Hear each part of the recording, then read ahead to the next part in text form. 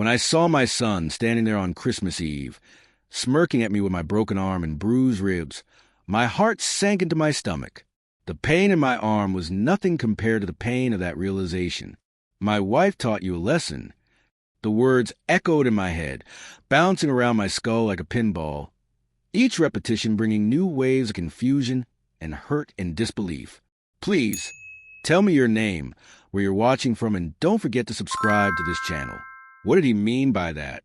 Was he talking about the fight we had? Was this about me or about her?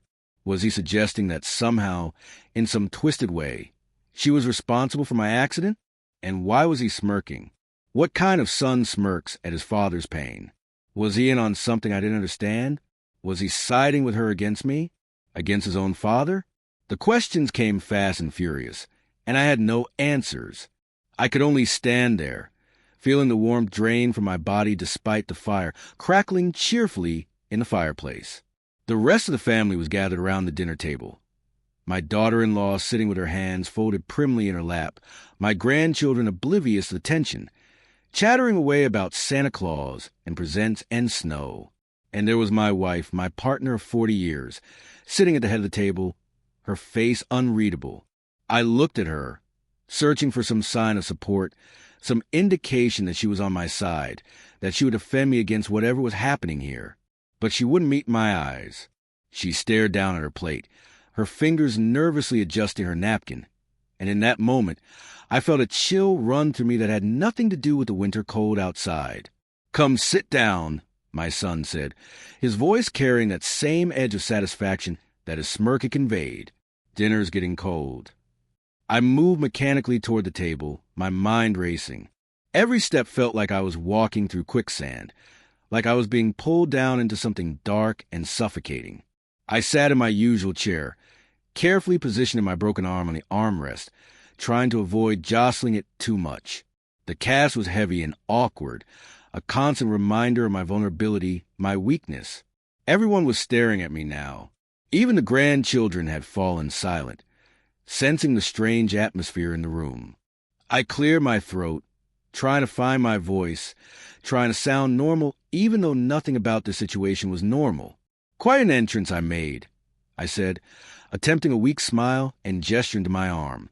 "Bit of bad luck, this." Slipped on some ice outside the grocery store. But no one laughed. No one even smiled. My daughter-in-law's expression remained cold and distant. My son's smirk had faded, replaced by something harder, more judgmental. And my wife still wouldn't look at me.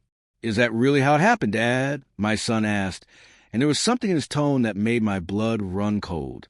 It was accusatory, disbelieving, as if he knew something I didn't, as if he had information that contradicted my story. "Of course that's how it happened," I said, my voice rising slightly despite my efforts to stay calm. "What else would have happened?" I slipped on ice. "It was an accident." "Was it, though?" This came from my daughter-in-law, her voice quiet but sharp as a blade. Was it really an accident? I stared at her, genuinely confused now. "What are you suggesting? That I broke my own arm on purpose? That's ridiculous." She leaned back in her chair, crossing her arms in a mirror image of my son's earlier posture. "I'm not suggesting anything. I'm just saying that sometimes, when people don't listen to warnings, when they refuse to respect boundaries, when they think they can do whatever they want without consequences, sometimes the universe has a way of teaching them lessons they refuse to learn any other way." The room fell silent, except for the crackling of the fire and the distant sound of Christmas music. I felt like I had been punched in the gut. The implication of her words was clear, even if she hadn't said it outright. She was suggesting that somehow my accident was deserved, that it was karma, that it was the universe, or perhaps she herself, punishing me for my supposed transgressions. "You can't be serious," I whispered, looking around the table for support, for someone to tell me this was all just a terrible joke. But my son's face remained stony, and my wife was crying now, silent tears streaming down her face, as she finally looked up at me with an expression I couldn't quite read. Was it pity? Guilt? Betrayal? I couldn't hold it in any more. The confusion, the anger, the hurt, it all came boiling to the surface. What the hell is going on here? I demanded, my voice loud enough to make the grandchildren jump. Someone better start explaining, and they better start now. My son stepped forward, positioning himself between me and his wife in a gesture that felt protective and accusatory all at once. You really don't get it, do you, Dad? You really can't see what you've done. What I've done? I shot back. I haven't done anything except try to be a good father, a good grandfather, a good husband. I've worked my whole life to provide for this family, to give you opportunities one never had. And this is the thanks I get? Cryptic accusations and cold shoulders on Christmas Eve. You want to know what you've done? My daughter-in-law stood now, her composure cracking, her voice rising. You've spent years making me feel small.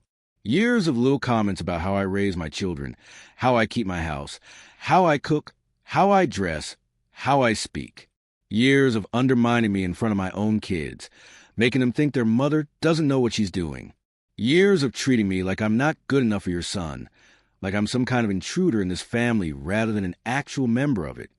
Her words hit me like physical blows, each accusation a hammer strike against my chest. That's not, I never meant. I stammered, but she wasn't finished. And the worst part, she continued, her voice breaking now, is that you never even realized you were doing it. You thought you were being helpful. You thought you were just offering advice, sharing your wisdom, being a concerned father and father-in-law. But what you were really doing was slowly, systematically destroying my confidence, my sense of worth, my place in this family. I looked to my son, desperate for him to contradict her, to tell her she was exaggerating, that she was being unfair. But he just nodded, his jaw set in a grim line. She's right, Dad. I've seen it for years, and I've tried to talk to you about it, but you never listen. You always have an excuse, always have a justification for why you said what you said or did what you did. But the fight we had, I protested weekly. That was weeks ago, and it wasn't even that bad. We both said things we didn't mean. These things happen in families. That fight, my daughter-in-law said, was the final straw. It wasn't about that one conversation. It was about everything that conversation represented. It was about years of accumulated hurt and disrespect and dismissal.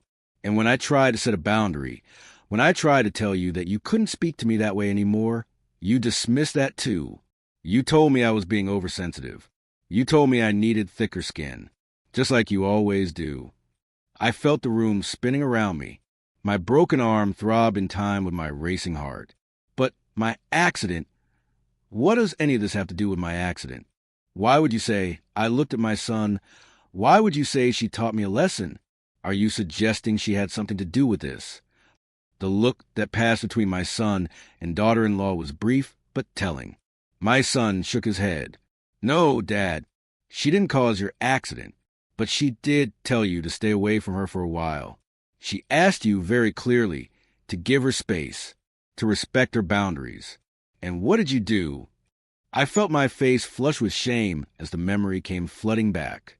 After our fight, my daughter-in-law had sent me a text message. She had asked me, politely but firmly, to give her some time and space before Christmas. She had said she needed to process her feelings, that she thought it would be best if we maintained some distance until we could have a proper conversation about our relationship and how to move forward. And I, in my stubborn pride, had ignored her request. I had convinced myself that she was being dramatic, that the best way to heal a rift was to just push through it, to pretend nothing was wrong. So I had shown up at their house unannounced a few days after that text, planning to smooth things over with a surprise visit and some expensive gifts for the grandchildren. But they hadn't been home. Or at least, they hadn't answered the door when I knocked. I had stood there on their porch for several minutes, knocking and calling out, growing increasingly frustrated. Finally, I had decided to leave the gifts on their doorstep. But as I was turning to go, my foot had caught on a loose board on their steps. A board I had been meaning to fix for months but had never gotten around to. I had tumbled down the stairs, my full weight landing on my arm with a sickening crack. You came to our house, my daughter-in-law said quietly, even after I explicitly asked you not to, even after I set a clear boundary. And when you got hurt, when you broke your arm on our property because you refused to respect my simple request for space, my first thought wasn't concern. It was this. Maybe now he'll finally understand that actions have consequences. Maybe now he'll finally realize that he can't just do whatever he wants, ignore people's feelings, and expect everything to be fine. That's why I said she taught you a lesson, my son added. Not because she caused your accident, but because your accident happened as a direct result of you refusing to respect her boundaries. It was the universe's way, or God's way, or karma's way, whatever you want to call it, of showing you that you can't just bulldoze through life ignoring what other people need and want. I sat there, stunned into silence, my mind reeling. They were right. Every accusation, every criticism, they were all right. I had ignored my daughter-in-law's request for space. I had dismissed her feelings, just like I always did. I had thought I knew better, that my way was the right way, that my intentions were good, so the impact didn't matter. But it did matter. The impact mattered more than my intentions ever could. And now I was sitting here on Christmas Eve with a broken arm and a shattered sense of who I was as a father, a father-in-law, a husband. Because this wasn't just about my relationship with my daughter-in-law. This was about a pattern of behavior that had apparently infected all of my relationships, all of my interactions with the people I loved most. I looked at my wife again, and this time she met my gaze. The tears were still flowing, and when she spoke, her voice was so soft I had to strain to hear it. She came to me. My wife said, weeks ago, after your fight, she came to me crying, breaking down, telling me she couldn't take it anymore. And I realized, God help me, I realized she was saying things I felt for years but never had the courage to say. My heart stopped. What do you mean? My wife wiped at her tears with trembling hands. You do it to me too, you know? The little comments, the criticisms disguised as concern, the way you always have to be right about everything, the way you make decisions without consulting me, assuming you know what's best for both of us, the way you talk over me at family gatherings, finish my sentences, correct me in front of other people. I've lived with it for 40 years because I love you, because I thought that's just how marriage was, how men of your generation were raised to be. But seeing what it was doing to her, hearing the pain in her voice, it made me realize that I've been making excuses for behavior that should never have been excused. The world tilted on its axis. Everything I thought I knew, everything I thought I was, came crashing down around me. My wife, my partner, my companion, the mother of my children, had been suffering in silence for 40 years. And I had been too self-absorbed, too convinced of my own rightness, to even notice. So you all knew, I said slowly, my voice hollow. You all got together and decided what? To stage some kind of intervention? To teach me this lesson? No, my son said firmly. We didn't plan your accident, Dad. We didn't wish for you to get hurt. But when it happened, when you showed up here today with your broken arm, still not understanding why you're ignoring Mom's and my wife's boundaries was a problem. Yeah, we decided it was time to stop protecting your feelings and start telling you the truth. The truth, I repeated bitterly. The truth is that I'm a monster, is that it? That I'm some kind of tyrant who's been terrorizing his family for decades. The truth, my daughter-in-law said, her voice gentler now, is that you're a man who was probably raised by people who treated you the same way you treated us. The truth is that you likely learned these behaviors from your own father, who learned them from his father, going back generations. The truth is that you probably do love us, in your own way. But the truth is also that love without respect, without consideration for other people's feelings and autonomy, isn't really love at all. It's control. It's domination. And we can't live like that anymore. I sat there in silence, absorbing the weight of their words. My arm throbbed. My ribs ached. But worse than any physical pain was a realization of what I had become, what I had perhaps always been without knowing it. I thought of my own father, a stern man who brooked no disagreement, who ruled his household with iron fist disguised as paternal wisdom. I had sworn I would be different, that I would be better. But here I was, apparently having recreated the same dynamic in my own family, just with softer touch and kinder words that masked the same fundamental disrespect. I wish I could say it was just about the broken arm. I heard myself saying, my voice distant as if coming from someone else. But no, the real break was in my heart. I spent years, decades, raising my son, loving my wife, building what I thought was a good family, a strong family. And here I am, completely shattered by the very people I trusted the most. But the worst part isn't that they've broken my trust. It's that I've broken theirs, over and over again, in ways I never even recognized. How did it come to this? How did I miss the signs? The pained looks on my wife's face when I corrected her in public. The way my daughter-in-law would go quiet whenever I offered my helpful advice. The tension in my son's shoulders when I criticized his parenting choices. All of it had been there, right in front of me, and I had chosen not to see it. Or worse, I had seen it and dismissed it as oversensitivity, as women being emotional as people, being unable to handle constructive feedback. Did I really know them at all? Or had I been so busy thinking I knew what was best for them that I never bothered to actually see them, to hear them, to understand who they really were and what they really needed? The silence in the room was deafening. Even the Christmas music had stopped, or maybe I just couldn't hear it anymore over the roaring in my ears. I looked around at my family, my son standing protectively near his wife, my daughter-in-law with her arms wrapped around herself, my wife crying quietly into her napkin, my grandchildren huddled together looking frightened and confused. This was supposed to be Christmas. This was supposed to be the happiest time of the year, the time when families came together in love and joy and celebration. Instead, I had turned into a moment of reckoning, a day of judgment, though not in the way I had ever anticipated. I thought I knew my family. I said quietly more to myself than to them. But now, I don't know what to believe anymore. I don't know who I am if I'm not the man I thought I was. I don't know how to be a father, a husband, a grandfather if everything I thought I was doing right has been wrong all along. You could start, my wife said, her voice still shaky but gaining strength, by listening, really listening, not listening to respond, not listening to defend yourself, not listening to find the flaws in what we're saying, just listening to understand, listening to hear our pain and acknowledge it without making excuses. You could start, my son added, by apologizing. Not a surface level, I'm sorry you feel that way apology, but a real one. An acknowledgement that you've caused harm, that your actions have hurt us, regardless of your intentions. You could start, my daughter-in-law said, by respecting the boundaries we set. When we say we need space, give us space. When we say we don't want advice, don't give advice. When we say something hurt us, believe us instead of telling us we're wrong to feel hurt.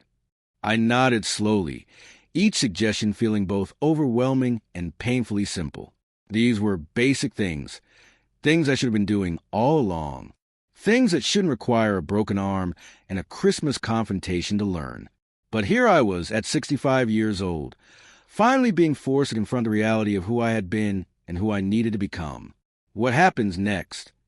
I asked, looking around at each of them in turn. I don't know how to fix this. I don't know how to undo years of damage. I don't even know where to begin.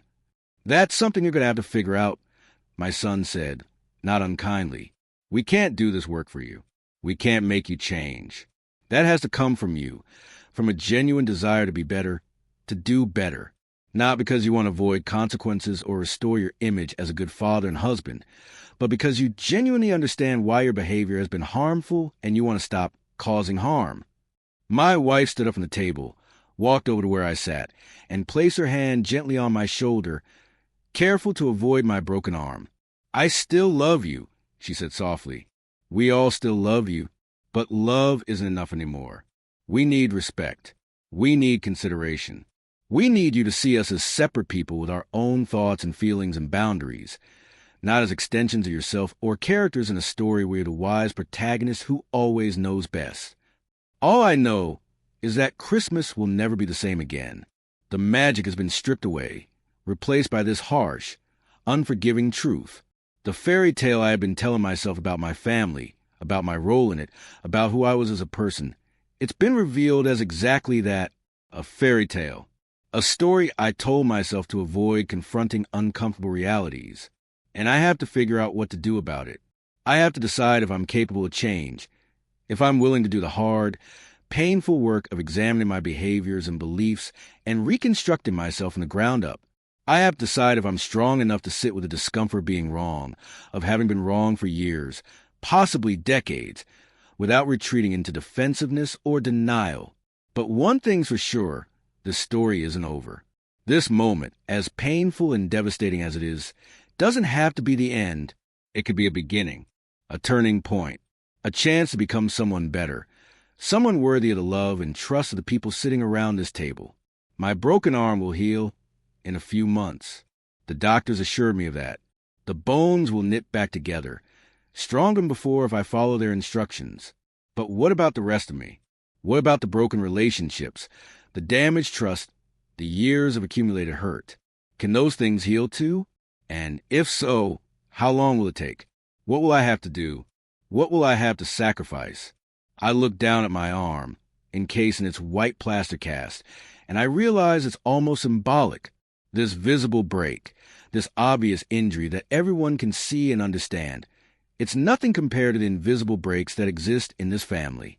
The fractures in communication, in respect, in basic human dignity. Those are the injuries that really matter. The ones that will determine whether this family survives and thrives or continues to deteriorate. As I sit here at this Christmas dinner table, surrounded by the people I love but have somehow failed so profoundly, I'm struck by the terrifying uncertainty of it all. I don't have a roadmap for this. I don't have a clear path forward. All I have is the dawning realization that I need help, professional help, probably therapy, counseling. Someone who can help me untangle the knots of my upbringing and my beliefs and my behaviors so I can understand where it all went wrong.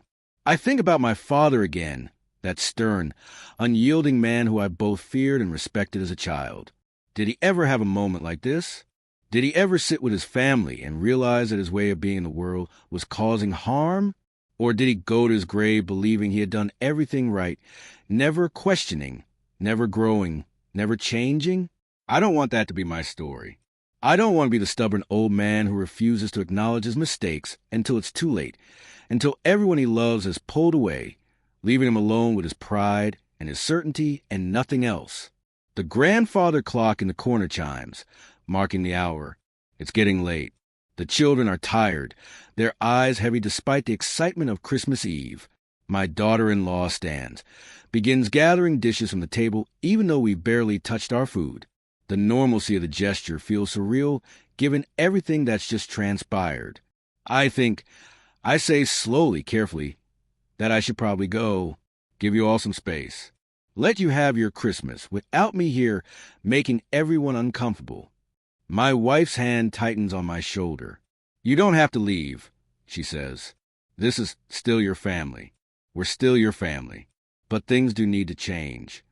I know, I whisper. I know they do, and I want to change. I want to be better. I just don't know if I can. What if I'm too old? What if these patterns are too deeply ingrained?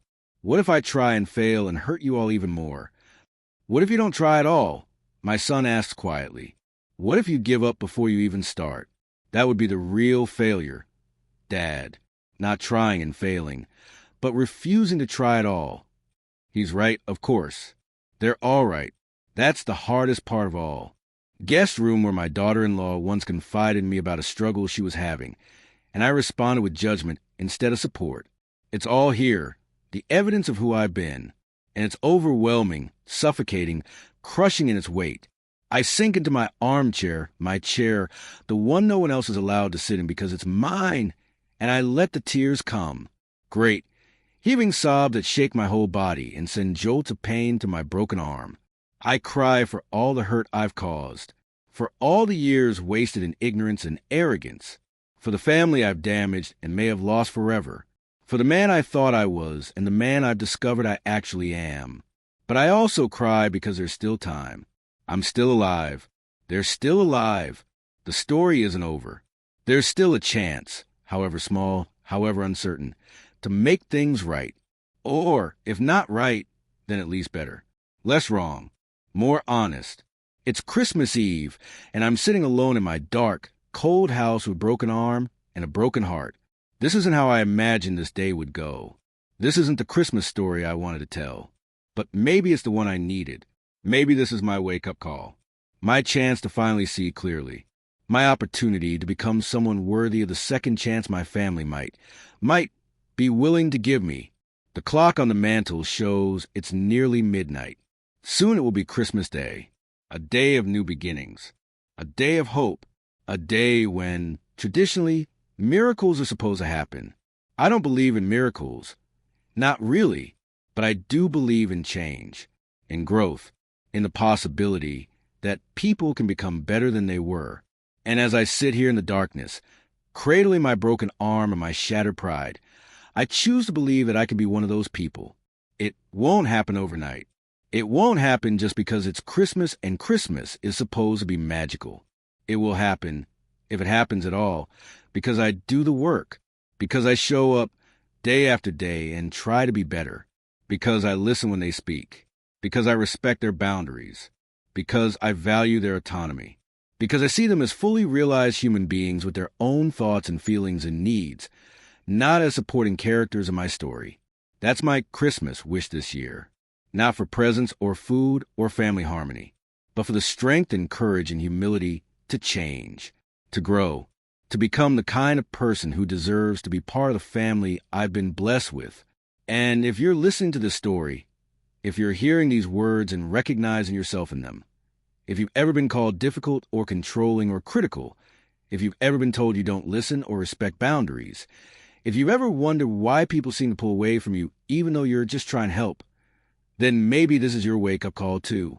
Maybe it's time for all of us to take a hard look in the mirror, to ask ourselves if we're really as good and kind and considerate as we think we are, to wonder if maybe, just maybe, the people around us have been trying to tell us something important and we've been too proud or too defensive or too sure of ourselves to hear it. Change is possible. Growth is possible. But only if we're willing to acknowledge that we need to change and grow. Only if we're willing to sit with the discomfort of realizing we've been wrong. Only if we're willing to do the hard work of becoming better. That's my story. That's my truth. And now, as Christmas Day dawns and I sit here alone with my pain and my regret and my desperate hope for redemption, I can only wait and see what happens next. Will my family give me another chance? Will I be able to prove that I can change? Will this broken arm heal at the same time as the broken relationships? Or will I carry both kinds of fractures with me for the rest of my life? I don't know. I honestly don't know. But I'm going to try to find out. Because the alternative, giving up, accepting this as my fate, resigning myself to dying alone and unloved because I was too stubborn to change, is simply unacceptable.